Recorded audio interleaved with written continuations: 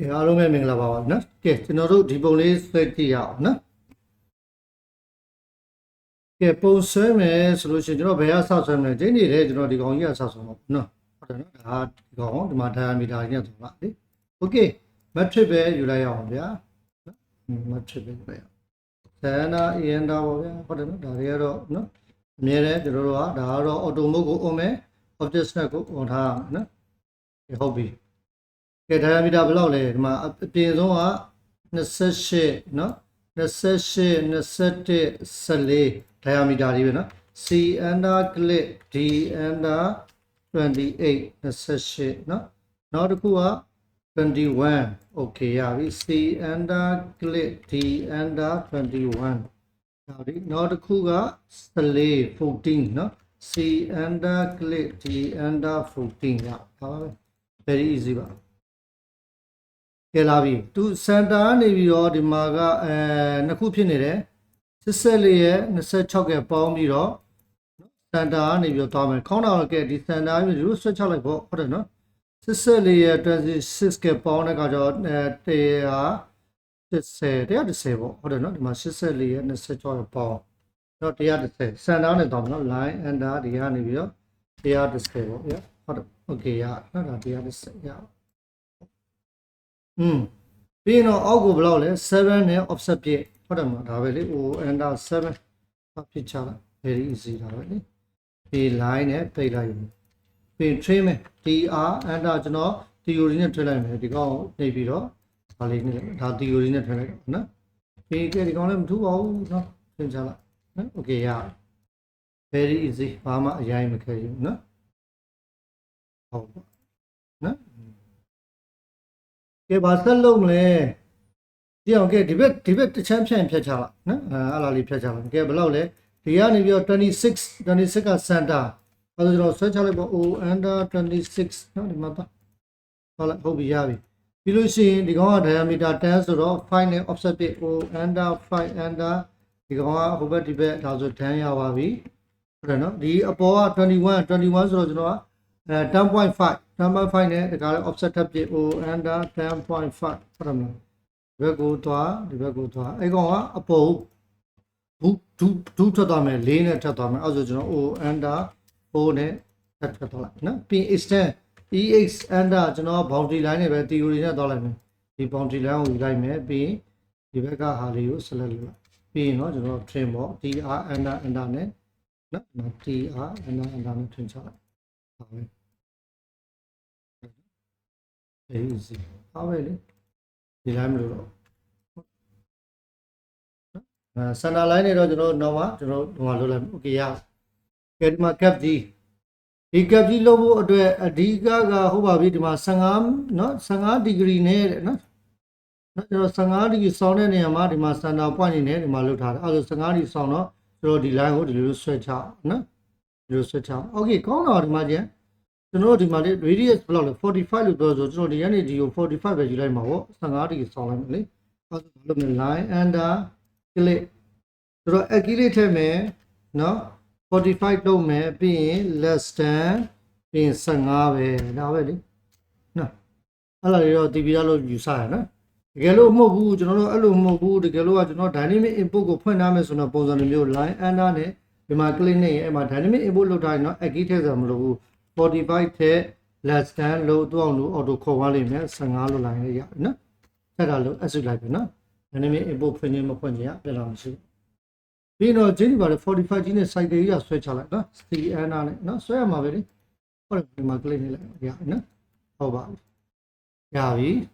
ဟုတ်ပြီလွယ်ပါပြီဒီကနေပြီးတော့ဗာလဲ offset တွေပြမှာပေါ့အခုဒီ line ရပြီလေဒီဘက်ကို offset ပြမှာ block နဲ့ပြမှာ 5 လေနောက်တစ်ခုက30လေဒါပါပဲအရင်လွယ်ပါနော် O under 5တစ်ခုအပြင်ကိုတစ်ခုအထဲကိုတစ်ခုနော်နောက်တစ်ခါ O under 10တစ်ခုလေကနေအပြင်တစ်ခုအပြင်တစ်ခုထားပါပဲနော်ဒါပဲဒီလိုရှိရင်ဒီ point ကနေပြီးတော့ okay ဒီမှာလေးဒီလို cycle ဆွဲချလိုက်ပေါ့ C under နဲ့ပဲဒီလိုပဲဆွဲချလိုက်တော့ဟုတ်တယ်လေ point ရခုနည်းလည်းကောင်းမယ်ဟိုဘက်ဒီမှာဒီကောင်းရဲ့ဒီ line horizontal line ကနေပြီးတော့ white လေဟုတ်လားအားဆိုကျွန်တော် line ဆွဲချလိုက်ပေါ့ဒီ line ကနေဆွဲချပြီးတော့သူ့ရဲ့ point ရပြီအမှ C under ပဲ click click ပဲเนาะ C enter click ထားပဲဟုတ်ပြီးွားရင်ကဲအလဲဟာကိုဖြည့်ကဲဒါတွေလည်းမလို့တော့ပြီးရင်ဗာလဲ trim ပေါ့ tr enter နဲ့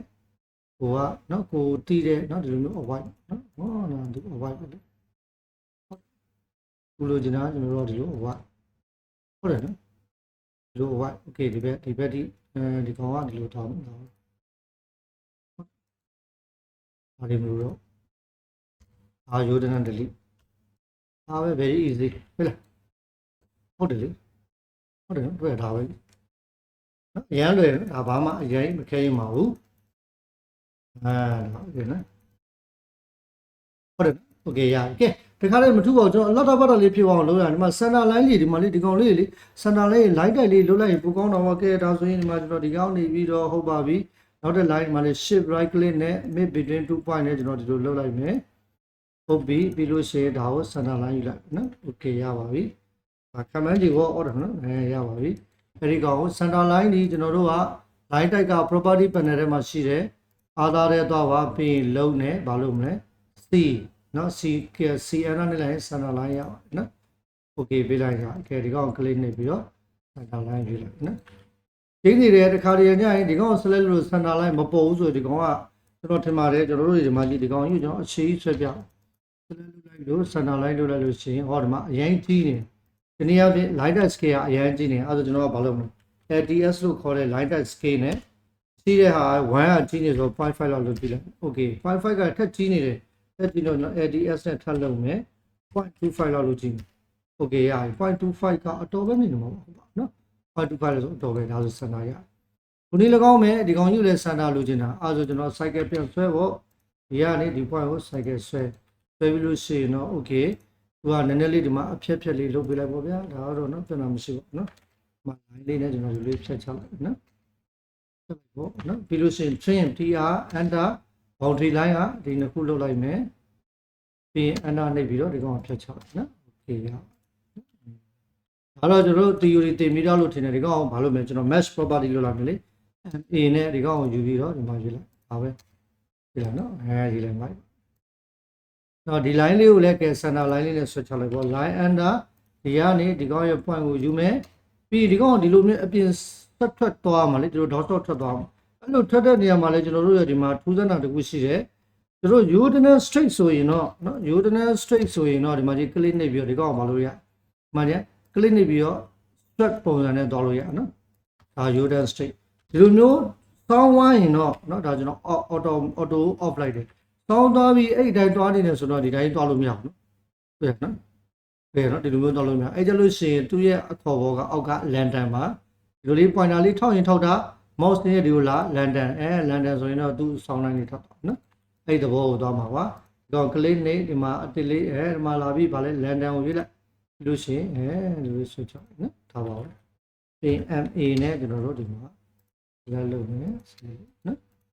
ဒါကျွန်တော်တို့ TV သား user အတွက်ကြောင့်ကျွန်တော်အများကြီးတေချာလေးအတိအကျမ